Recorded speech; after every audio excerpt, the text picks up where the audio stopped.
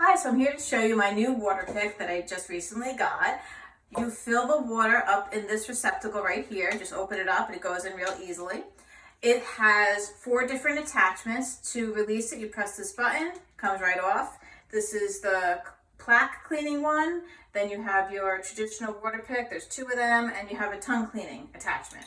So I'm gonna go with the plaque one. We just snap it right in.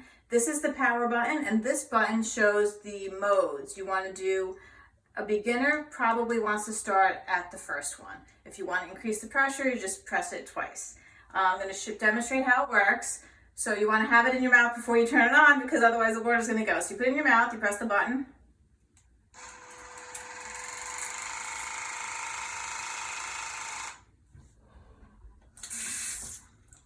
It's really easy to use. I find the brush is really soft and it feels good in the mouth.